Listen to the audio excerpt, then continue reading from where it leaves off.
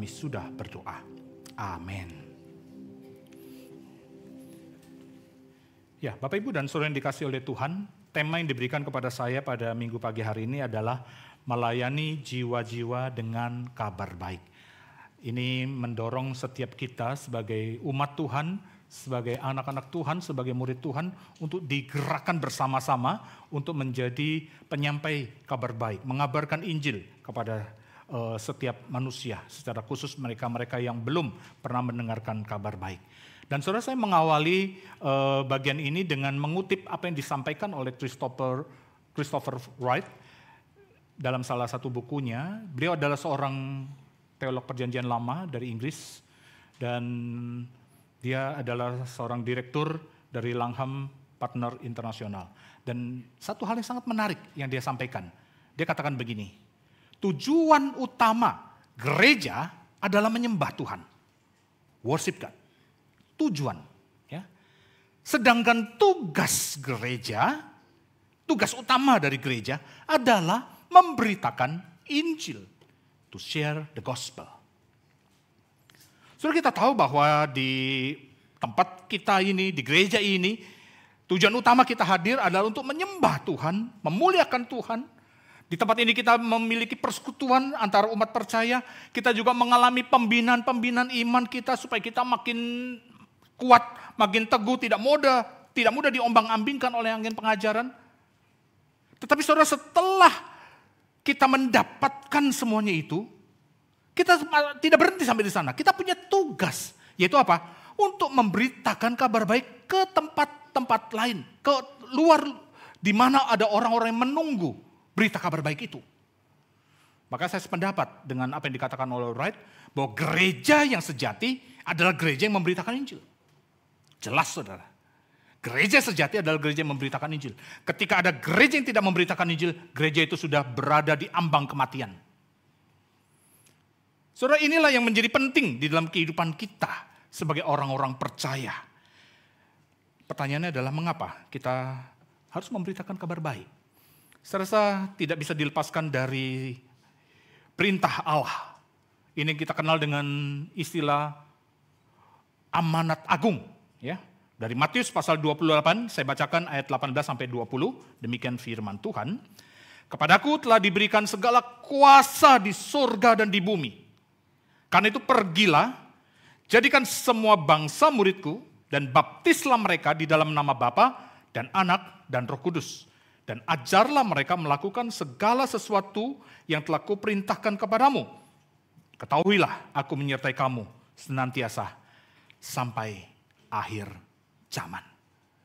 Saudara, ayat ini disebut amanat agung atau perintah agung. Ketika disebut perintah, maka ada satu saja yang menjadi kewajiban bagi kita untuk mentaatinya, melaksanakannya. Maka saya katakan, kalau kita tidak melakukannya, tidak melaksanakannya, kita berdosa. Inilah tugas kita. Kenapa? Karena ini perintah Allah sendiri berikan kepada kita. Sebelum Tuhan Yesus naik ke atas surga, Dia memberikan perintah ini kepada kita, orang-orang percaya, untuk memberitakan Injil.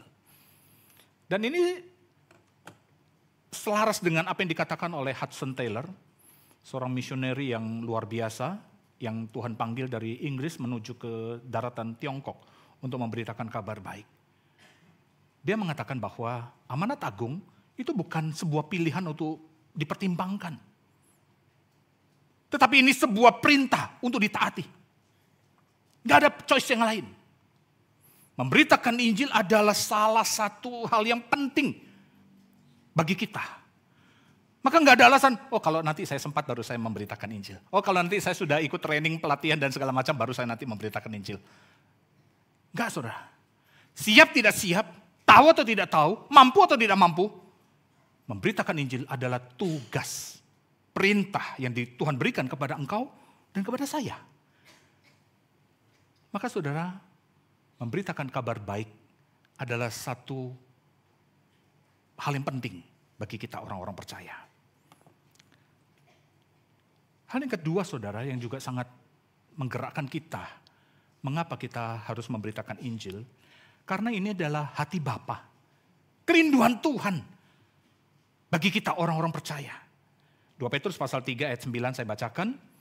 Tuhan tidak lambat menepati janjinya, sekalipun ada orang yang menganggapnya sebagai kelambatan. Tetapi ia sabar terhadap kamu karena ia menghendaki supaya jangan ada yang binasa, melainkan supaya semua orang berbalik dan bertobat. So, inilah hati Tuhan yang sangat merindukan bahwa semua orang kalau bisa berbalik dan bertobat. Ini jeritan hati yang terdalam. Tuhan tidak menginginkan ada satu orang pun yang binasa. Tetapi sudah kita tahu bahwa tidak semua orang bisa menikmati dan kembali kepada Tuhan. Menangisi jiwa-jiwa inilah menjadi satu alasan kenapa kita memberitakan kabar baik. Gereja dalam menjalankan tugas pekerjaan misinya harus dimulai dari menangisi jiwa-jiwa. Percuma saudara seluruh program-program misi kita yang begitu padat. Mungkin budgetnya juga begitu besar. Kita mengorbankan waktu, tenaga, pikiran kita melayani mission ke daerah-daerah terpencil. Tetapi tidak diawali dengan mencintai jiwa-jiwa. Menangisi jiwa-jiwa yang Tuhan cintai. Ini hanya menjadi sebuah program. Menjadi sebuah agenda. Menjadi sebuah kegiatan yang barangkali tidak berbeda dengan kegiatan sosial lainnya. Matius pasal 9 ayat 36 mengingatkan kepada kita bahwa Yesus ketika melihat orang banyak tergerak hatinya oleh belas kasihan. Karena mereka lelah dan terlantar seperti domba yang tidak bergembala. Saudara, inilah dasar yang penting untuk kita digerakkan melakukan pekerjaan pelayanan misi. Hati Bapa, kerinduan hati Bapa itulah yang menjadi langkah awal bagi kita untuk mengerjakannya. Saudara, menangisi jiwa-jiwa harus dimulai dari apa? Dari rasa syukur. Karena Tuhan sudah memberkati kita lebih dahulu. Karena Tuhan sudah menolong kita lebih dahulu. Karena Tuhan sudah menyelamatkan kita lebih dahulu. Maka saudara, mustahil kita bisa melakukan pekerjaan misi kalau kita sendiri belum beres. Maka sangat penting bagi kita orang-orang percaya untuk mengevaluasi diri. Sejauh mana keyakinan kita akan keselamatan. Sejauh mana kita menjadi bagian di dalam kerajaan Allah. Hal yang ketiga saudara, menjadi alasan kenapa kita harus memberitakan kabar baik. Karena ini adalah teladan dari Allah sendiri. Kita tahu bahwa yang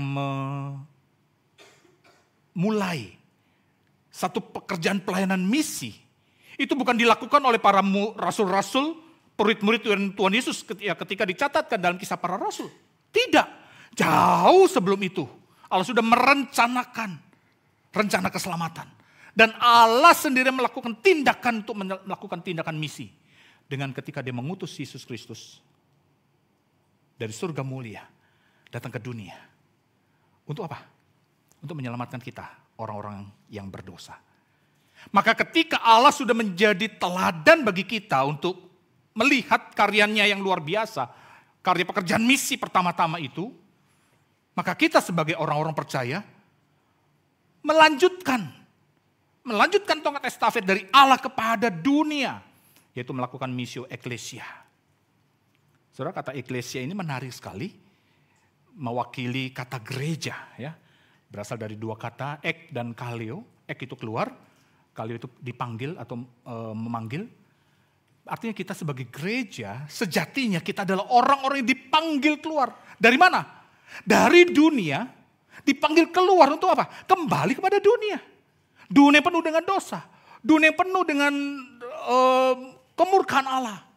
Kepada siapa? Dipanggil keluar untuk mendatangi jiwa-jiwa yang terhilang itu. Dan itulah tugas engkau dan tugas saya.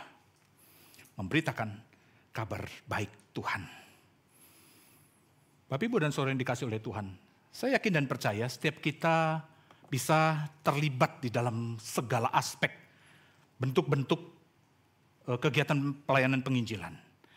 Di sini saya catatkan beberapa pola-pola pendekatan orang-orang dalam memberitakan Injil. Ya. Yang pertama, saudara, adalah penginjilan pola proklamasi.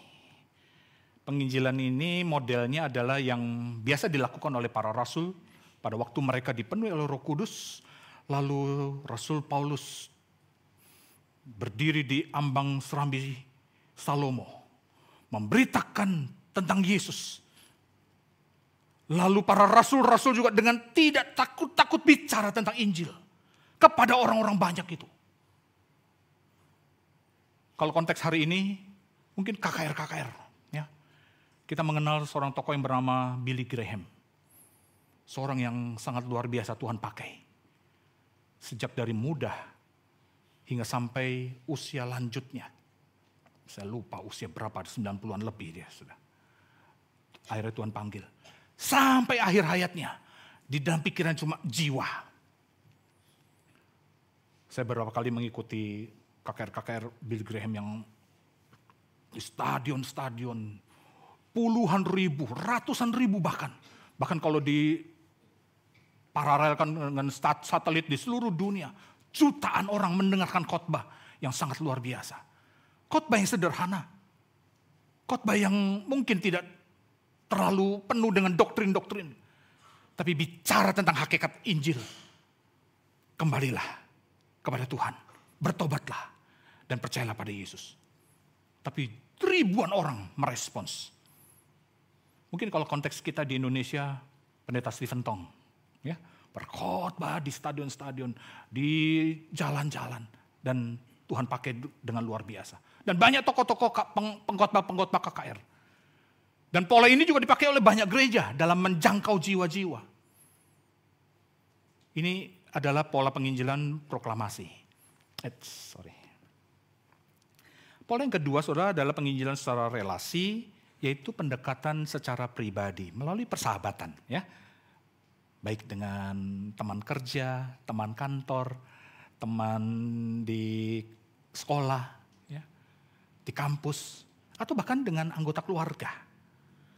Ini bentuk-bentuknya seperti penginjilan pribadi, ya, mengajak orang ke gereja, memperhatikan orang sakit dan segala macam, ya.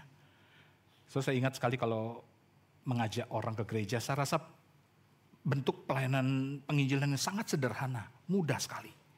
Saya ingat ada satu orang jemaat usia setengah baya, ya, 60-an. Di salah satu GKI nggak perlu saya sebutkan. Nah, ibu ini setiap minggu dia punya tetangga yang belum percaya, ya. Tetangga ini bestie banget deh, akrab gitu ya dengan ibu ini. Dia tiap ke gereja dia langsung lambaikan temannya karena rumahnya memang bersebelahan. Yuk, aku ke gereja, berangkat, ya. Dan pulang ke gereja dia selalu mampir ke rumah bestinya ini, ya. Dia selalu bawa itu warta gereja itu loh, ya. Sekarang karena online jadi kita nggak terima lagi ya warta. Dulu itu masih kita cetak gitu ya. Dia bawa warta itu, ya. Dia bawa itu, lalu datang ke rumah tetangganya, gitu ngobrol sana sini, ya biasalah orang tua ngobrol. Habis itu pamit pulang. Tapi dia sengaja tinggalin tuh warta gereja GKI-nya di rumah orang itu. Sampai satu kali, karena tiap minggu begitu, tetangga juga ngomong, tuh warta gereja lu tuh numpuk tebal di rumah gue. Oh, ibu ini kayak komplain begitu ya. Gue lihat acara gereja lu bagus-bagus. Lu kok gak pernah ngajak gue sih? Tak, langsung dia sadar. Rupanya ibu ini sudah siap. Ya. Lu mau? Ayo minggu depan ya gue ajak. Dan sudah tahu, hanya dengan titipin. Bukan nitip, malah sengaja dia memang tinggalin gitu ya. Warta itu. Akhirnya tetangganya yang belum percaya, mau merespons, kemudian mau ikut. Dan puji Tuhan, gak berapa lama kemudian dibaptis, dan akhirnya menjadi orang percaya. Sudah, sesederhana itu untuk memberitakan Injil sebenarnya.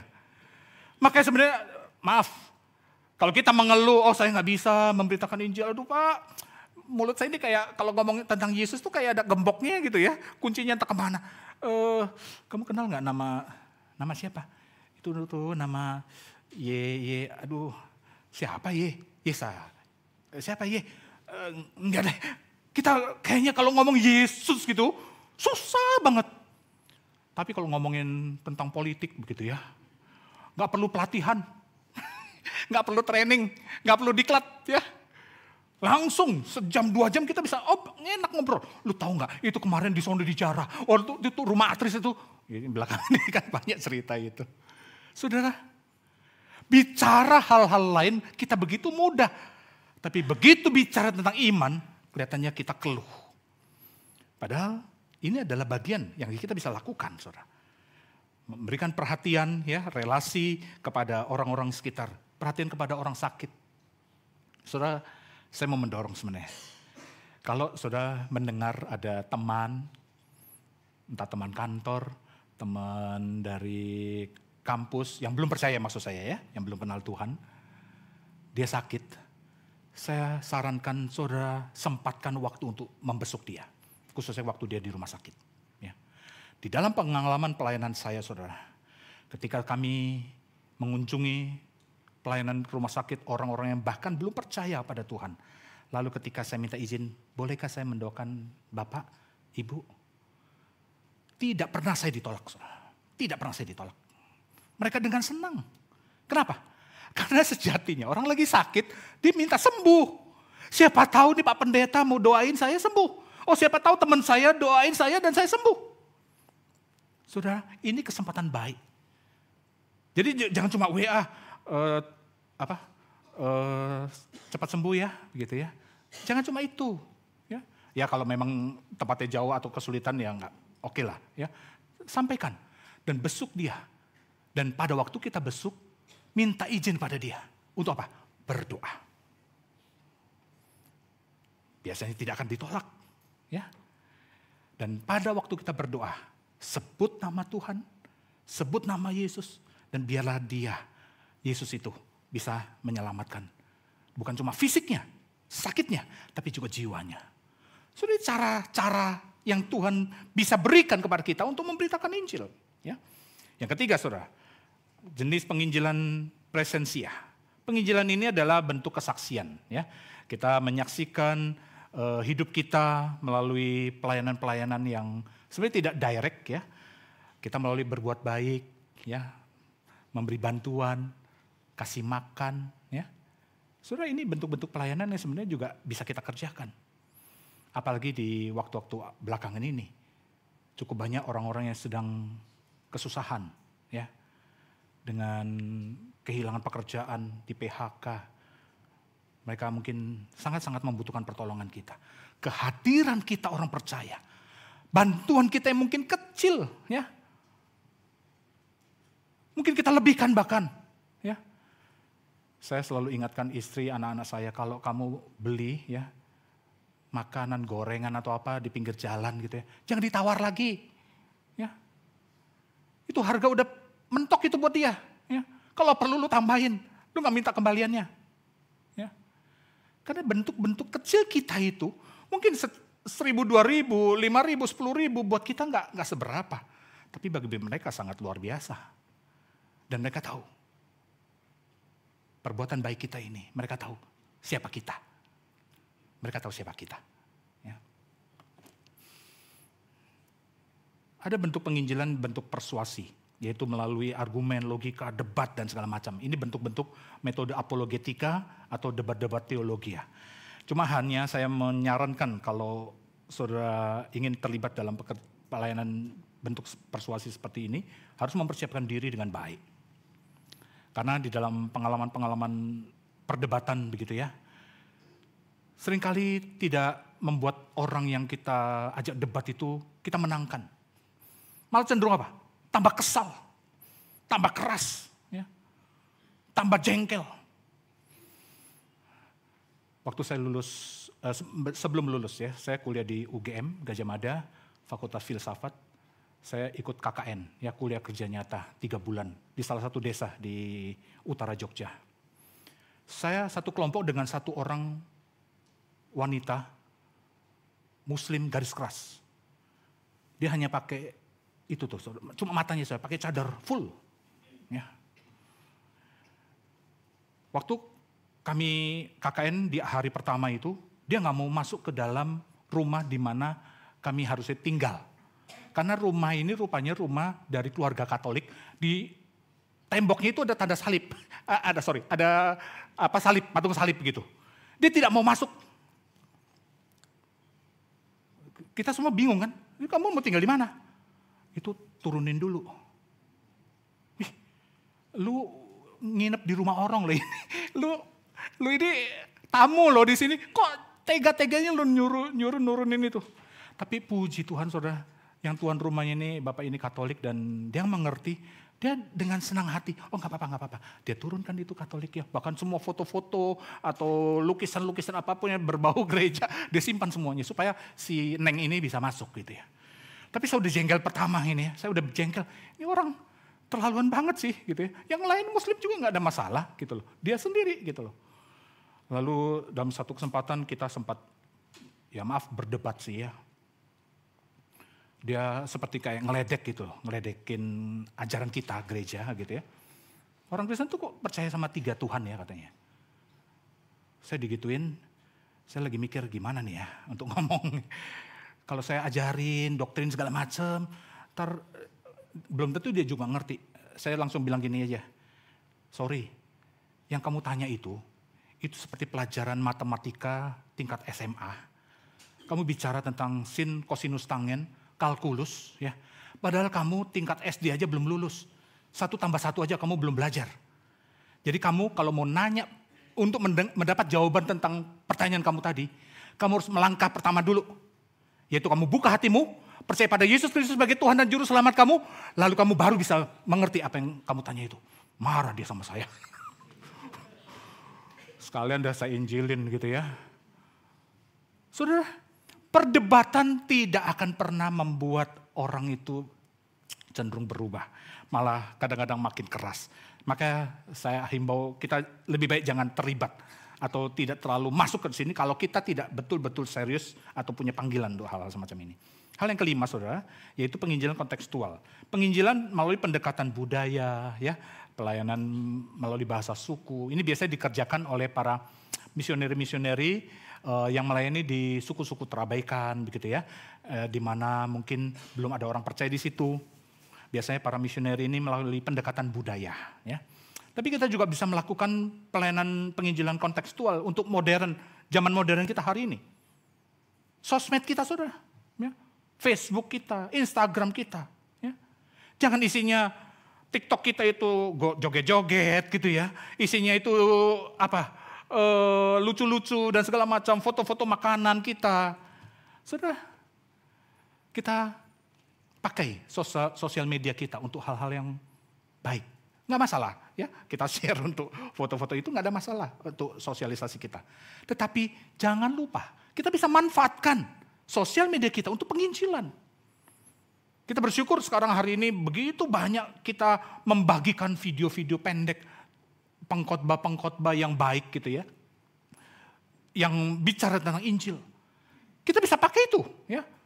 Saya lihat sosial media gereja juga memberikan kutipan-kutipan pengkhotbah yang berkhotbah di GKY.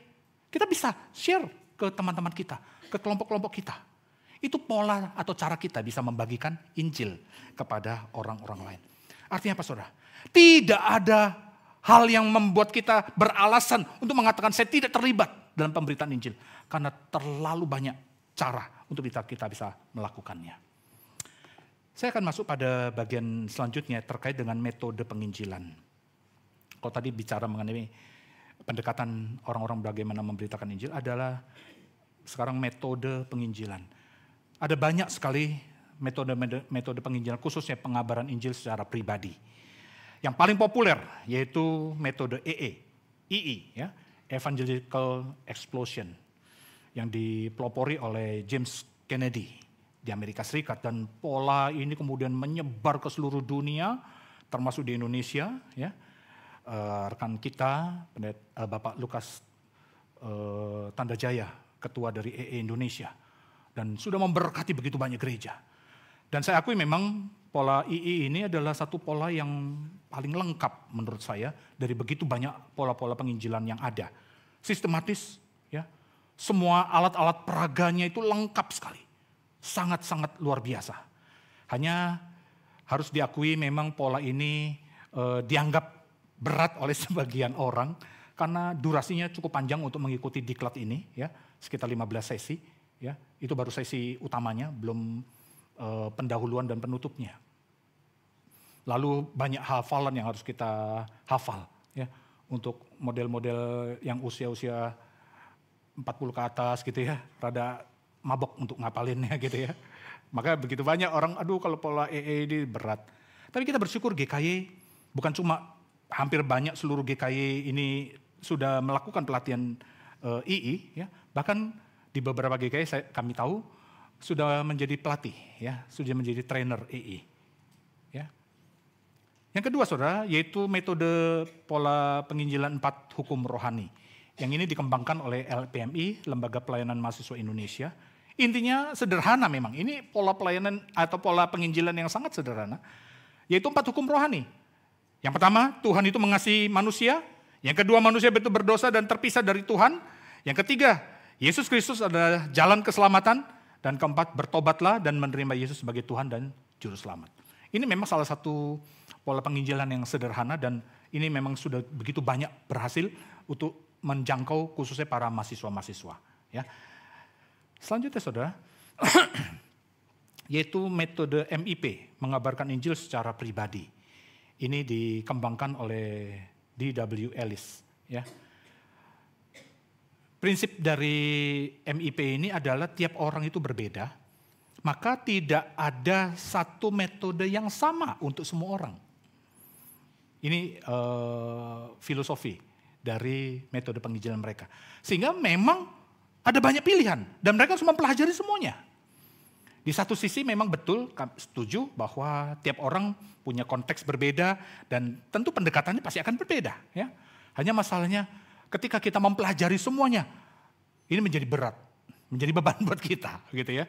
Tetapi tentu pola ini juga bisa sangat menolong bagi kita yang ingin mendapatkan pengembangan-pengembangan. Selanjutnya adalah metode gerakan Andreas. Ya. Ini juga cukup populer di tahun 90-an saudara, oleh karena gerakan ini juga sangat sederhana. Metode penginjilan ini terinspirasi dari Yohanes pasal 1 ayat 40 sampai 42. Kalau saudara baca kitab bagian itu, di mana Andreas, ya, waktu pelayanan Yesus mula-mula, dia membawa Simon, saudaranya, kepada Yesus.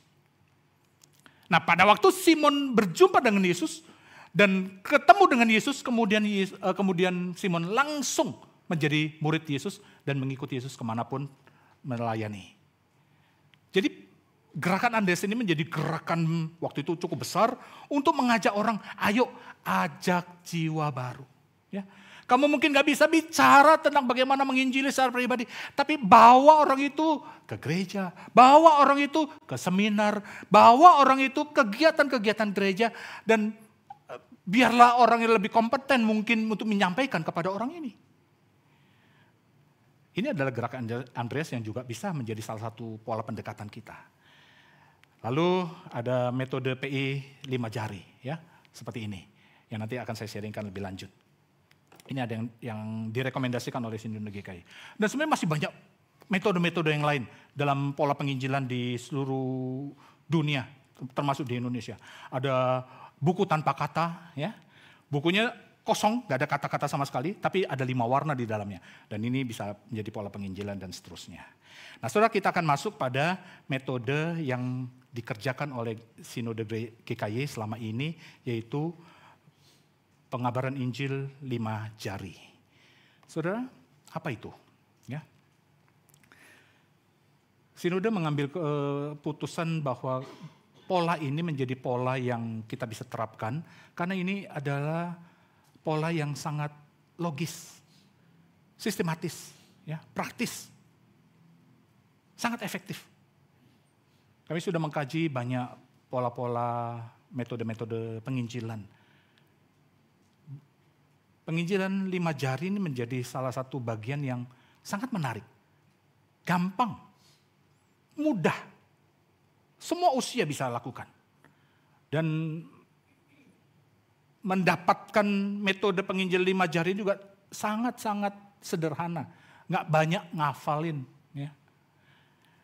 Dan sudah kami terapkan di banyak GKY. Semoga ini menggerakkan gerakan semangat penginjilan bagi jemaat di lingkungan GKY. Saudara, apa alasan penginjil 5 jari ini kita tetapkan? Yang pertama karena metode ini sangat sederhana, simple, ya, dalam menyampaikannya. Ya. Metodenya, alat peraganya cuma tangan kita. Setiap kita pasti punya tangan ya, mohon maaf kalau ada yang mengalami cacat. Ya. Tapi umumnya kita punya tangan, ya, entah tangan kiri, entah tangan kanan, bebas. Ya. Dan menggunakan jari kita untuk apa? Untuk memberitakan Injil. Ya. Jadi sangat sederhana. Metode ini bisa dilakukan oleh siapa saja, baik ibu rumah tangga, ya, karyawan, perawat, mahasiswa, siswa sekalipun. Ya. Sederhana. Metode ini gampang dikerjakan oleh siapa saja. Metode ini juga bisa dilakukan di mana saja. Ya. Di rumah, kalau mungkin saudara punya orang tua yang belum percaya, ya, saudara bisa bicara tentang Injil dengan pakai metode 5 jari. Ya. Kepada famili jauh, ya, kepada orang-orang yang kita punya hati untuk menyelamatkan mereka. Saudara, metode ini sangat-sangat efektif. Alasan yang keempat adalah metode ini cocok untuk segala usia. Anak-anak, remaja, pemuda, dewasa, orang tua, cepat untuk bisa mempelajari dan menerapkan metode ini. Ya. Yang terakhir alasannya yaitu metode ini menarik karena dalam bentuk cerita. Kita ngobrol sama dia. Kita bincang-bincang. Nggak seperti mendoktrinasi, mengajari. Nggak. Dan singkat, tidak membutuhkan hafalan terlalu banyak. Ya. Nah, saudara, apa isinya? Mari kita lihat ya. Nanti sepulang ini saudara bisa mendapatkan buku ini di depan atau di bawah ya, untuk saudara bisa menerapkan langsung. Jadi kita akan pakai pola 5 jari. Kita mulai dari jari jempol ya. Nah, saudara, jari jempol ini kalau kita di sosmed kita itu ada logo jempol, itu biasanya apa? Tolong kasih like dong, ya. Kalau saudara diberkati, kasih like dong. Nah, like kenapa, saudara? Karena, kalau kamu diberkati, kalau kamu baik, kalau kamu bagus. Nah, ini jempol ini seperti pujian, ya. Nah, sebenarnya jempol ini menunjuk kepada siapa? Yaitu kepada pribadi Tuhan. Ya. Tuhan kita adalah Tuhan yang begitu mengasihi umat manusia. Dia punya rencana yang indah dan mulia bagi kita. Itulah Tuhan yang kita kenal. Tuhan yang baik. Tuhan yang benar. Tuhan menuntun. Jadi kita semua tahu bahwa Tuhan itu memang Tuhan yang baik. Dan konsep ini adalah bukan cuma Kristen, tapi juga di agama-agama lain konsep ini ada. Ya. Lalu yang kedua, mulai jari telunjuk. Ya. Ini kita tahu ya, kalau jari telunjuk itu biasanya untuk apa? Untuk menuduhkan seseorang gitu ya, pakai jari telunjuk. Cuma ini biasanya kalau suku-suku lain, tapi kalau suku Jawa nggak berani saudara pakai telunjuk ya. Kalau orang Jawa itu ya nunjuknya gini ya, pakai jempol ya nunjuknya juga, atau ke kanan ke kiri gitu ya. Nah itu orang Jawa ya. Di sini banyak orang Jawa. Orang Jawa itu nggak berani tunjuk tangan begini saudara ya. Perhatikan ya, kalau saudara ke Jawa, ke Jogja, ke Solo, ke Semarang, biasanya pakai jempolnya ini tunjuknya. Satu hal yang lucu juga kalau di Jawa itu mereka bisa tahu loh timur, barat, utara, selatan gitu ya. Kita orang Jakarta kan taunya kanan dan kiri saja ya. Coba kalau saudara ke Semarang, ke Jogja, oh ngalor. Ke utara. Mana selatannya kita juga mana tahu gitu. Pokoknya ngalor gitu. Oh ngidul. Nah gitu orang Jawa. Intermezzo saja itu ya. Saudara, jari telunjuk ya, itu untuk menunjuk ya. Ini menunjukkan siapa? Yaitu manusia. Siapa manusia? Sebenarnya Tuhan menciptakan begitu sempurna bagi kita. Tetapi manusia itu yang telah jatuh dalam dosa. Dan karena upah dari dosa kita adalah maut. Inilah resiko dosa yang ditanggung oleh manusia. Gak ada cara lain. Kita harus mendapatkan hukuman kekal. Maut. Itulah status kita, saudara. Jadi jempol bicara tentang Tuhan. Ya. Yang telunjuk bicara tentang manusia. Yang menunjuk, menudingkan segala macam. Yang ketiga, saudara, Nah, mulai jari tengah, saudara, ya. Ini kalau dari 5 jari kita ini jari yang paling tinggi, ya, paling unggul, ya. Ini mencerminkan siapa? Bicarakan siapa? Ya, dalam personifikasi kita bicara tentang Yesus, ya. Tuhan yang baik, Tuhan yang mulia, yang bagian jempol, menghadapi manusia yang berdosa dan telah kehilangan kemuliaannya. Dan dari semua dosanya ini menuju kepada maut. Tapi Tuhan tidak membiarkan manusia itu terus dalam keberdosaannya. Tuhan merancangkan rancangan keselamatan melalui Yesus Kristus. Ya. Dan dia datang ke dunia ini untuk satu tujuan. Naik ke atas kayu salib, menebus dosa. Dan melalui bulir-bulir darahnya itu, kita boleh diselamatkan. Itulah yang Allah rancangkan. Ya, ini untuk jari yang tengah. Nah, sekarang kita punya jari manis, ya. Biasa jari manis itu kan kita sematkan ring gitu ya, cincin kalau kita mau tunangan atau menikah gitu ya. Jarang digali kelingking, malah belum pernah, apalagi jempol, telunjuk apalagi gitu ya. Biasa jari manis, saudara. Nah, jari manis ini membicarakan apa? Yaitu bicara tentang iman. Bahwa Yesus Kristus yang datang di tengah dunia ini untuk menyelamatkan kita orang-orang berdosa. Dan kita baru bisa mendapatkannya ketika kita beriman, percaya, menerima dia menjadi Tuhan dan Juru Selamat saya. Secara pribadi. Dan terakhir ditutup dengan jari kelingking. Ya, yang melengkapi, yang menyempurnakan. Dan ini mewakili hasil, dampak dari ketika kita percaya, beriman kepada Tuhan. Yaitu apa? Memperoleh hidup yang kekal. Jadi saudara, itu saja, sesederhana itu. Ya. Nah, sekarang saja untuk kita fokuskan bagaimana kita memakai metode ini. Ya. Jadi pada waktu saudara bertemu dengan orang, saudara bisa mulai dengan kata-kata seperti ini. Ya. Selamat pagi Pak, selamat pagi Ibu. Ya. Atau teman mungkin, bro, gimana kabarmu? Gue punya kabar baik nih buat kamu. Mau dengar gak?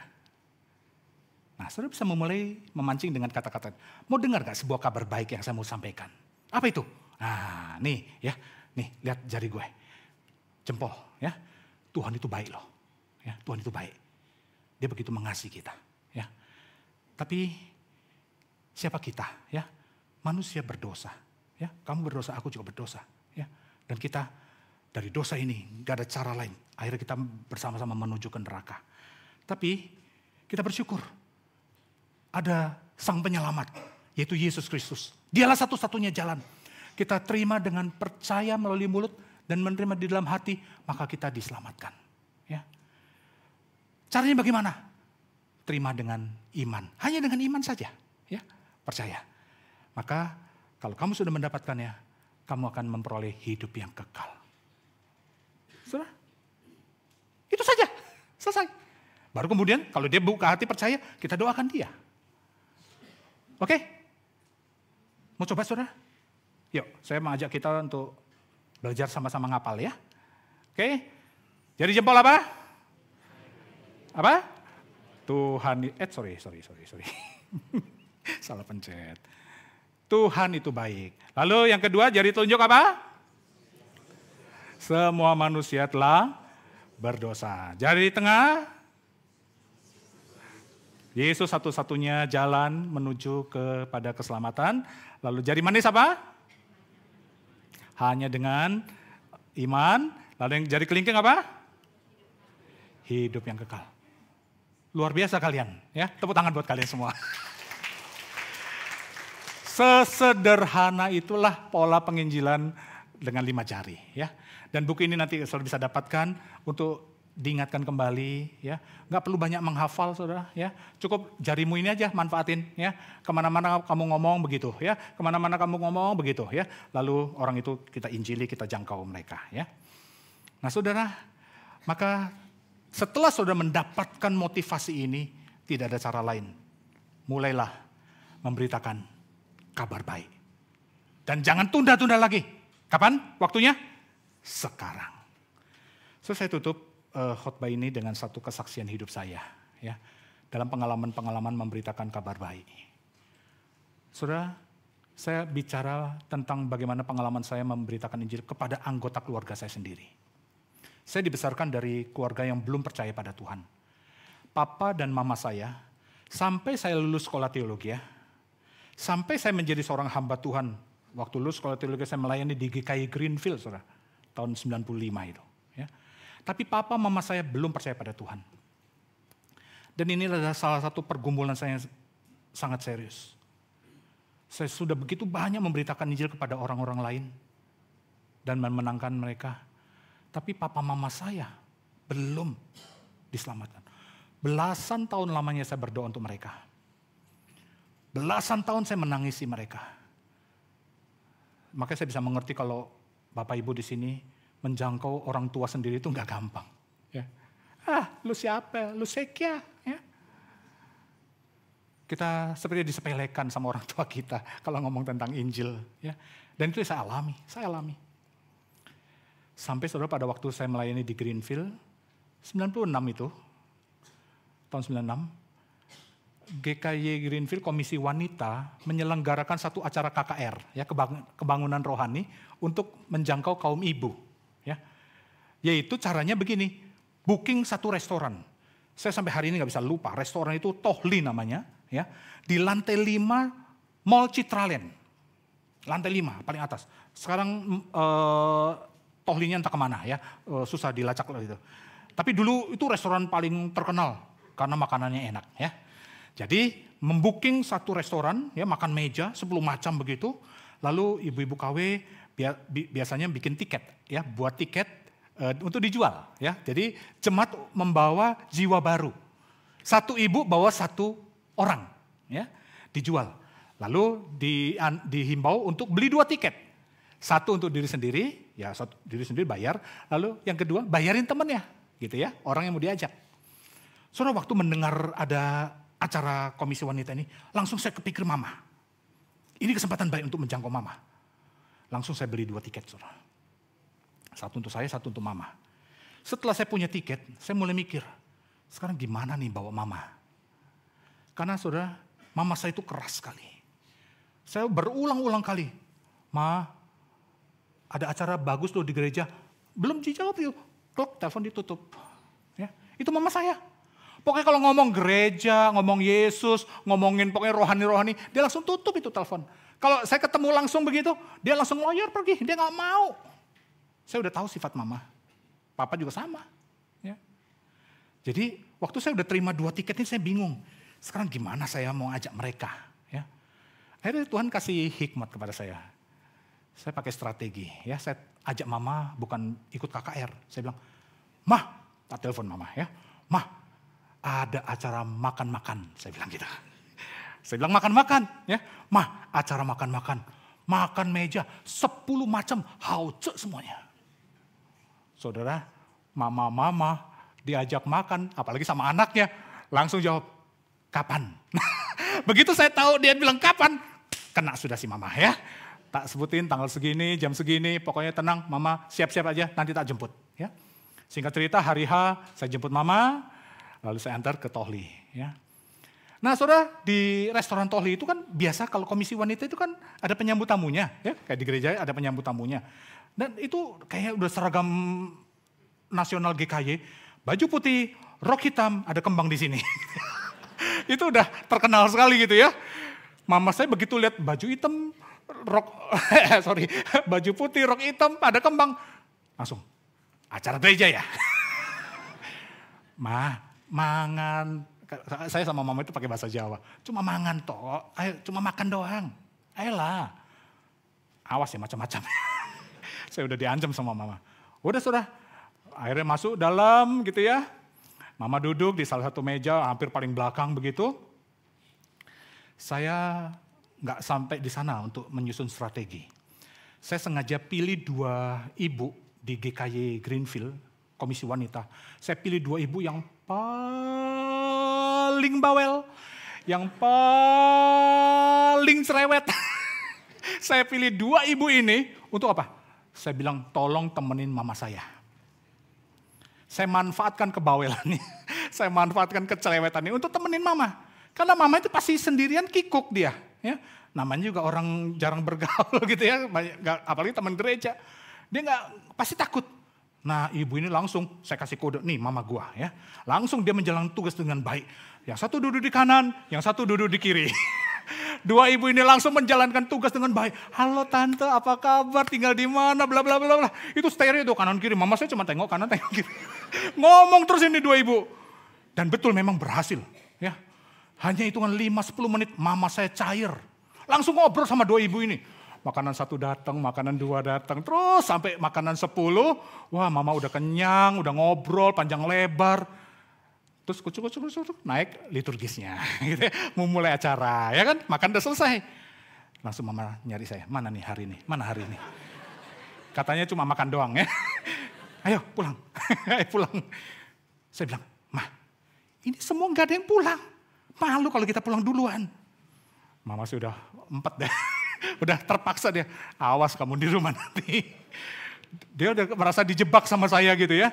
Ya udah, itu liturgisnya ngajak nyanyi, lalu pengkhotbahnya naik khotbah. Ya waktu itu Pendeta Albert Sutanto khotbahnya begitu luar biasa. Ya, udah dia pasrah, duduk aja.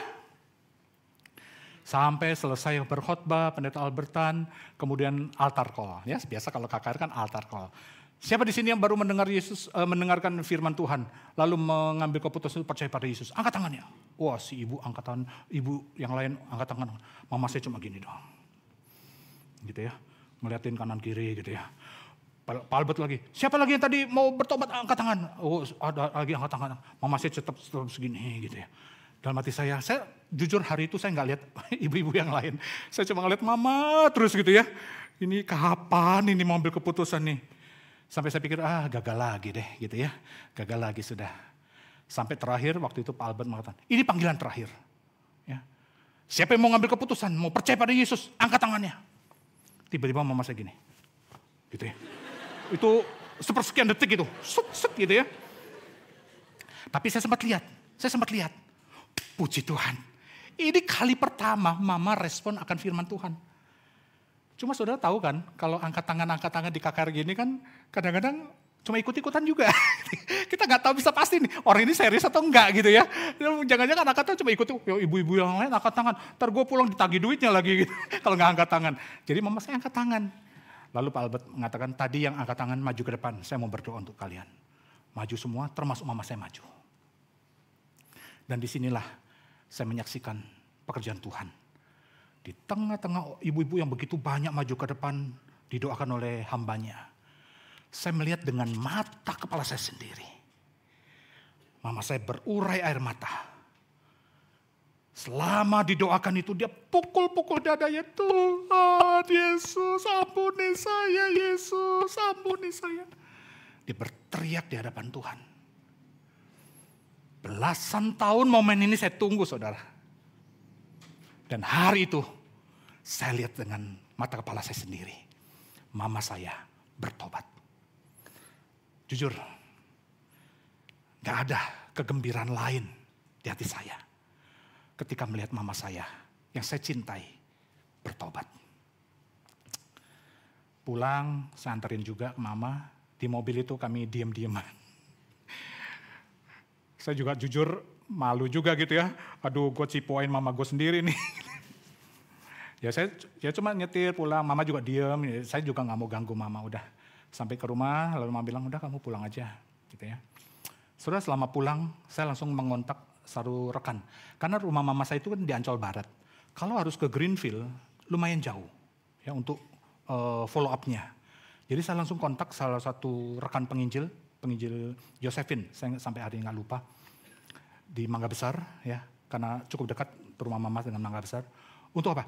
Bu Josephine, cepat. Nah, saya ceritakan lebih dahulu mengenai apa yang terjadi pada mama saya. Bu Josephine, tolong cepat besuk mama saya. Besuk mama saya. Dan puji Tuhan, gak tunggu lama Bu Josephine ajak ibu-ibu KW Mangga Besar langsung ke rumah. Sudah tahu, mama saya itu biasanya kalau kedatangan tamu orang gereja, itu pintu dikunci, jendela ditutup semua. Supaya kelihatannya rumah kosong gitu loh. Mau diting-tong berapa kali juga gak dibukain tuh pintu. Tapi hari itu luar biasa. Ketika bel berbunyi, mama buka pintu. Lalu mempersilakan ibu-ibu KW itu datang masuk ke dalam rumah. Dan Bu Josephine mengajak mama, ayo tante ya ke komisi wanita.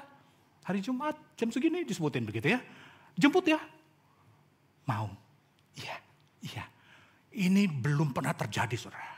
Belum pernah terjadi dalam sejarah hidup mama. Tapi hari itu mau dijemput. Mau. Dan betul langsung dijemput saudara. Dan tiap hari Jumat ya mobil gereja menjemput mama. Mulai punya komunitas.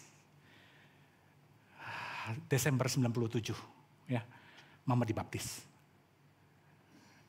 Saudara, selesai satu. Tinggal satu lagi. Papi. Oh ini juga sama, gak gampang saudara ya. Lebih susah lagi ya. Tapi saya anaknya menginjili papi kan gak terlalu mudah. Tapi yang bawa kalau mama, oh beda saudara, beda cerita ya. Papa memang jenderal bintang 4 di rumah ya.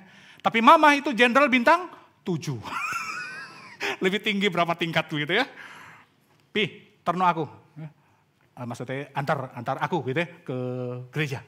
Aduh, mangkat dewe loh. Enggak, antar. Ya, udah, ya papi udah ngikut aja, siapin motornya ya diantar mami ke gereja. Udah gitu parkir, papi mau keluar nih. Biasa kan di rumah ngerokok gitu ya, mau keluar gereja mau ngerokok. Mau kemana? Enggak, masuk.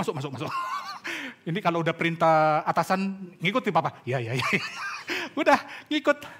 Oh saudara tahu nggak, mama tuh cerita dulu, itu tuh papamu tuh ya, kalau di gereja kerjanya apa? Amin. Tidur. Di bulan-bulan pertama itu papi kerjanya tidur di gereja. Ya. Tapi saya mau katakan saudara, jangan ditegur. Ya. Jangan disalahkan. Pekerjaan Tuhan masih berlaku buat dia. Ya. Dia sudah mau datang aja udah bagus. Ya. Tinggal tunggu waktu aja. Dan puji Tuhan saudara, gak berapa lama akhirnya juga papa buka hati percaya pada Tuhan dan akhirnya dibaptis dan diselamatkan. Kalau saya katakan hari ini kami semua sudah menjadi keluarga Kristen. Ya.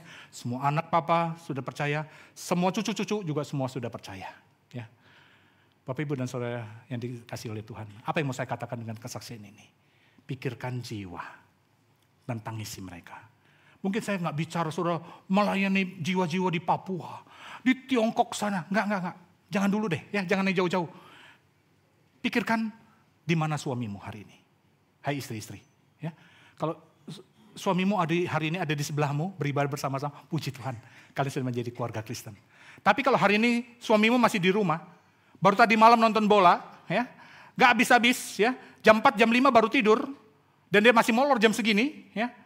Ini tugasmu hai istri-istri, untuk bicarakan tentang Yesus pada dia. Sebaliknya juga sama, hai para suami-suami, di mana istrimu? Kalau istrimu hari ini masih juga di rumah, ini tugasmu. Hai anak-anak, di mana papa mamamu hari ini?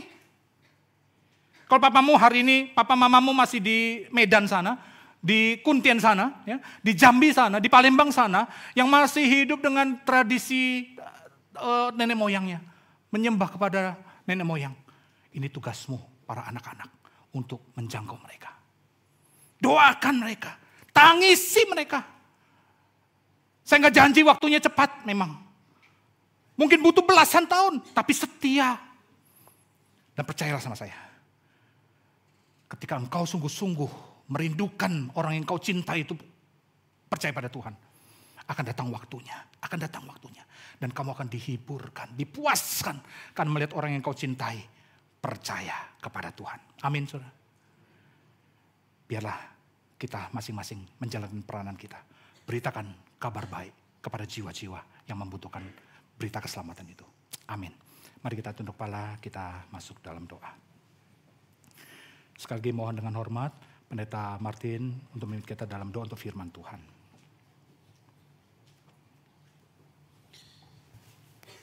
Tuhan, kami bersyukur untuk firman Tuhan. Hari ini kesekian kalinya kami dengar panggilan dan undangan Tuhan untuk kami taat kepada perintah dan amanat-Mu untuk membagikan kabar keselamatan kepada setiap orang yang membutuhkan. Tuhan berikanlah kepada kami hati yang mengasihi jiwa-jiwa. Sekalipun kami berulang-ulang mendengar, seringkali hati kami ini tidak tergerak ya Tuhan. Tolonglah kami, jamalah hati kami semua, sehingga kami bukan saja mendengar dan memahami, tetapi sungguh hati kami ini digerakkan oleh kasih Tuhan. Kepada jiwa-jiwa yang membutuhkan anugerah dan keselamatan dari-Mu. Bahkan kalau itu ada di dalam rumah kami sendiri, maka kami berdoa Tuhan berikanlah kepada kami hati yang sungguh berseru kepada Tuhan untuk keselamatan mereka. Berikanlah kesempatan dan hikmat kepada kami untuk berkata-kata dan membagikan kabar baik itu kepada mereka. Hari ini kami terima kembali dorongan, undangan dan juga pembekalan secara sederhana. Tuhan, Engkau sudah memperlengkapi kami begitu banyak. Maka kami juga memohon Tuhan hati yang taat supaya kami juga sungguh-sungguh melakukannya. Apa yang menjadi bagian kami. Berkati kami seluruh jemaat GKI Gading Serpong, sehingga keselamatan sungguh terjadi atas lebih banyak lagi jiwa-jiwa dari keluarga, dari teman-teman, dari rekan kenalan, orang-orang yang kami mempunyai relasi dengan mereka. Tuhan, inilah doa dan permohonan kami. Kami memohon di dalam nama Tuhan kami Yesus Kristus. Amin. Terima kasih, Tuhan berkati.